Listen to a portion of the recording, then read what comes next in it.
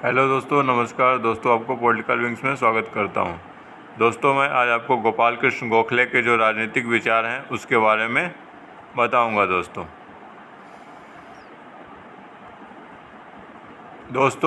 गोपाल कृष्ण गोखले एक उदारवादी एवं नैतिकतावादी राजनीतिक विचारक थे और इनका यह मत था कि महान नेता त्याग एवं बलिदान का जीवन व्यतीत करता है।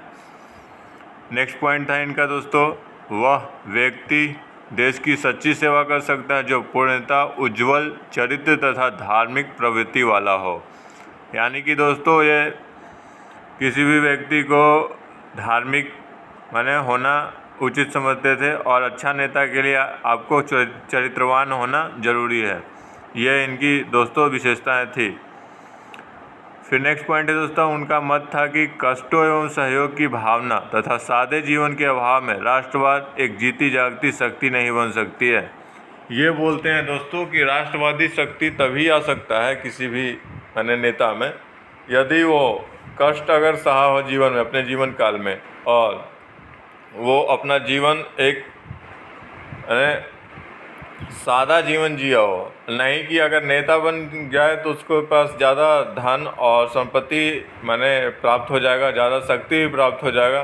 तो अगर सादा जीवन और कष्ट नहीं सहा होगा तो वो दोस्तों सारा चीज़ अपने ऊपर उपयोग कर लेगा, ज़्यादा से ज़्यादा अपने लाभ के पक्ष में वो सोचेगा। तो इससे राष्ट्रवाद की जो भावना है वो उसको धक्का पहुँचेगा। ये बातें हैं दोस्तों, इसलिए इन्होंने ये बोला था। ठीक। फिर नेक्स्ट पॉइंट है दोस्तों, ब्रिटिश उदारवाद का समर्थन। ये दोस्तों ब्रिटिश उदारवाद के समर्थक थे। वह यानी कि वो अंग्रेज के शासन को भारत के लिए दैवीय वरदान मानते थे।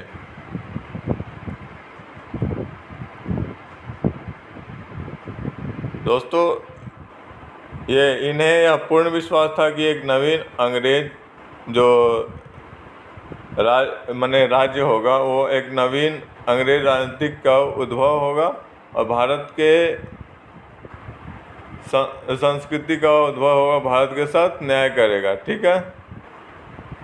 गोखले ने अंग्रेज के संबंध में बोला कि भारत में शांति तथा व्यवस्था की स्थापना का श्रेय अंग्रेज को ही जाता है।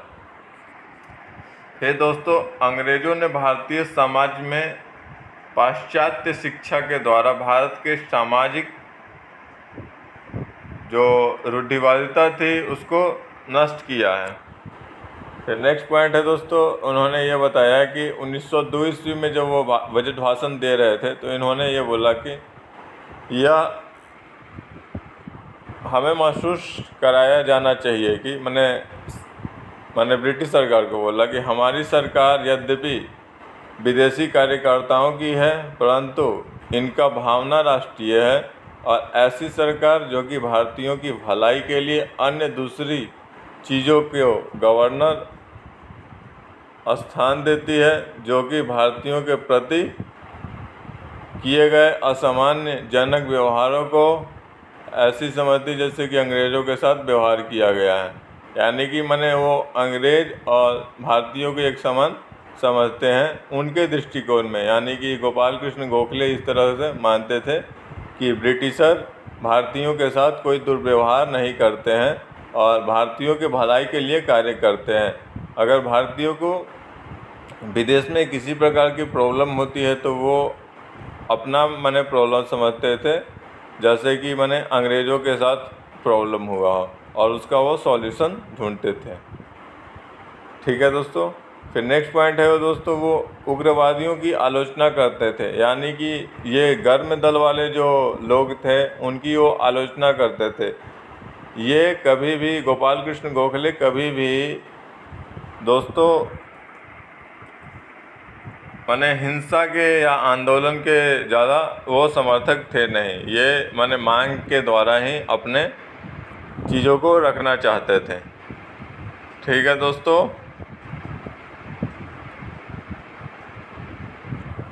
फिर गोखले उदारवादी और नरम दलीय नेता थे। वो उदारवादी थे और एक नरम दलीय नेता थे। फिर दोस्तों 1930 के बजट भाषण में उन्होंने भावी भारत की जो दरिद्रता शून्य भविष्य अथवा क्षमा योग्य और संतोषी का भारत नहीं होगा, वरन विस्तृत उद्योगों, जागृत शक्तियों, संपन्नता तथा पूर्ण रूप से विस्तृत सुख एवं संपत्ति का भारत होगा। वो दोस्तों ये चाहते हैं कि भारत का माने आर्थिक विकास हो और भारत जो माने रूढ़िवादी जो प्रवृत्ति है जैसे उसको त्याग करके माने आर्थिक और माने विकास के पथ पे चले, ये इनका माने ध्येय था। ठीक है दोस्तों। फिर नेक्स्ट पॉइंट है, गोखले ने 1833 और 1858 के चार्टर घोषणा पत्र का समर्थन किया था दोस्तों। अब इसके समर्थन के पीछे उन्होंने भारत और ब्रिटेन के जो संबंध है उसको माने मजबूत करने के लिए ऐसा किया था। वो कभी भी नहीं चाहते थे कि भारत और ब्रिटेन का संबंध टूटे। और ये जो चार्टर था दोस्तों वो इसमें लिखा हुआ था माने ब्रिटिश सर भारतीयों को समानता के सिद्धांत माने भारतीयों को भी एक सम्मान के तौर पे देखेंगे, यानी कि भारतीय नागरिक और ब्रिटिशर दोनों समान होंगे। ये बात थी दोस्तों, ये समानता का सिद्धांत ब्रिटिशर के द्वारा दिया गया था। फिर 1909 के इंडियन काउंसिल एक्ट का उन्होंने समर्थन किया दोस्तों, जबकि दादा भाई नौरोजी ने इसका विरोध किया था। फिर दोस्तों नेक्स्ट पॉइंट है, गोखले नौकरशाही की शक्ति के विकेंद्रीकरण की आलोचना करते थे और विकेंद्रीकरण के समर्थक थे दोस्तों। ठीक है।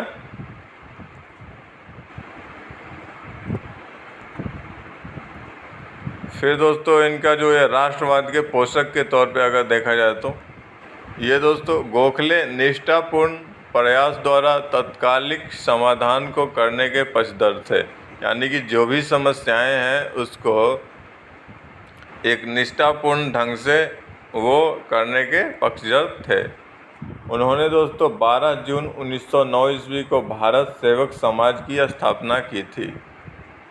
फिर दोस्तों उनके जो आलोचक थे उनको दुर्बल हृदय का व्यक्ति बोला करते थे और उसके प्रत्युत्तर में वो क्या बोलते थे, वो बोलते थे कि देश सेवा का कार्य मैंने किसी की आज्ञा से अंगीकार नहीं किया है, यानी कि किसी के कहने पे मैं देश की सेवा नहीं किया हूँ और किसी की आज्ञा से मैं उसे छोड़ भी नहीं सकता हूँ। और अपना कार्य करते हुए यदि मैं लोक पक्ष के साथ योग्य समझा जाऊँ तो अच्छा है, और यदि मेरे भाग्य में वैसा न हो तो भी मैं उसे अच्छा ही मानूंगा। और दोस्तों ये कहते हैं कि अगर मैंने सबको अच्छा लगे तो अच्छी बात है, ये हमारा भाग्य होगा कि सब लोग मेरे समर्थन करेंगे। या अगर ऐसा भाग्य भी नहीं होता है तब भी मैं इसे किसी दूसरे के कहने पे मैं छोड़ नहीं सकता, क्योंकि मैं किसी दूसरे के कहने पे देश सेवा के लिए नहीं आया था, मैं खुद से देश सेवा के लिए आया था। तो मेरी इच्छा होगी तो मैं देश सेवा तब तक करूँगा। ठीक है दोस्तों। फिर दोस्तों राजनीति के आध्यात्मिकरण के समर्थक के तौर पे ये दोस्तों गोखले राजनीति को धर्म से पृथक नहीं समझते थे, धर्म से दोस्तों पृथक नहीं समझते थे, बल्कि धर्म को राजनीति का आधार मानते थे। फिर दोस्तों ये ईमानदारी यानी कि ईमानदारी सत्यवादी तथा उचित चरित्र को राजनीति का आभूषण मानते थे। फिर दोस्तों राष्ट्र निर्माण के लिए लोगों का चरित्रवान होना आवश्यक है, ये इनका मत था। शुभ लक्ष्य के लिए दोस्तों शुभ साधनों का प्रयोग होना चाहिए, ये भी इनका कथन है, यानी कि ये शांतिपूर्ण ढंग से स्वतंत्रता प्राप्त करना चाहते थे, न कि किसी प्रकार के आंदोलन के द्वारा। तो ये जो शांतिपूर्ण ढंग है उनको ही इन्होंने शुभ साधन माना है, और शुभ लक्ष्य दोस्तों इन्होंने स्वतंत्रता को माना है। ठीक है।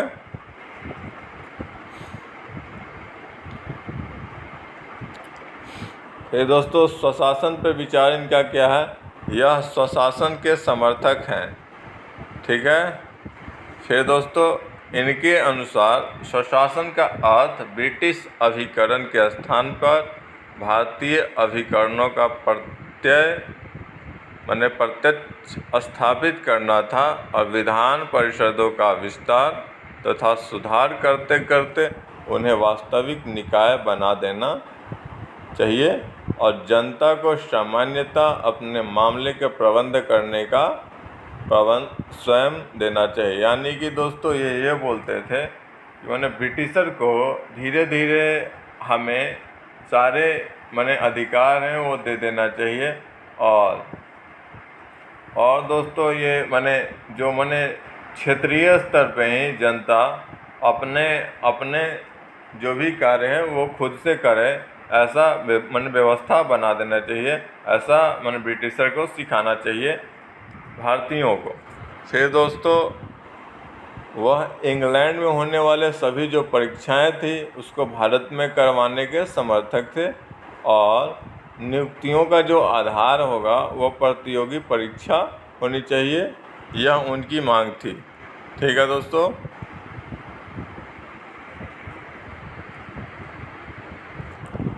फिर दोस्तों गोखले ने बनारस अधिवेशन में कांग्रेस की अध्यक्षता करते हुए 9 तत्कालिक मांग अंग्रेज़ों के समक्ष रखा था, जिसमें दोस्तों प्रथम था प्राथमिक शिक्षा का विस्तार किया जाना चाहिए। वो प्राथमिक शिक्षा के विस्तार के समर्थक थे। फिर दोस्तों भारत मंत्रिपरिषद में भारतीयों का प्रतिनिधित्व मिलना चाहिए और कम से कम 3 ऐसे सदस्यों की नियुक्ति की जानी चाहिए जो कि भारत से हो। ठीक है। फिर दोस्तों नेक्स्ट पॉइंट है प्रत्येक जिलों में एक सलाहकार परिषद की स्थापना होनी चाहिए। जिला कलेक्टर को इस बोर्ड से विशेष मामले में सलाह लेनी चाहिए। यानी कि ये भारतीयों लोगों का नेताओं का वो ग्रुप होगा जिससे अगर ब्रिटिश के जो कलेक्टर होंगे उनको किसी भी मुद्दे पे सलाह लेना हो तो वो ले सकते हैं। ठीक है दोस्तों। फिर दोस्तों ग्रामीण ऋणों में कमी की जानी चाहिए। यानी कि ग्रामीणों पे जो लगने वाला कर है उसको कम कर दिया जाना चाहिए। नेक्स्ट मांग था दोस्तों इनका औद्योगिक एवं तकनीकी शिक्षा का विकास किया जाना चाहिए। ये दोस्तों औद्योगिकरण एवं तकनीकी शिक्षा के समर्थक थे। फिर दोस्तों इनका स्वदेशी पर विचार क्या था। गोखले स्वदेशी आंदोलन के समर्थक थे पर वे विदेशी वस्तुओं के बहिष्कार के समर्थक नहीं थे। ठीक है दोस्तों। वे दोस्तों स्वदेशी के आर्थिक पक्ष के समर्थक थे। थैंक यू फ्रेंड्स वीडियो देखने के लिए। दोस्तों चैनल को सब्सक्राइब कर लीजिए, पॉलिटिकल विंग्स चैनल को। आप दोस्तों वीडियो को लाइक करो और कमेंट करना दोस्तों अगर आपको पसंद आए तो। ठीक है दोस्तों। वीडियो देखने के लिए धन्यवाद दोस्तों। Thank you.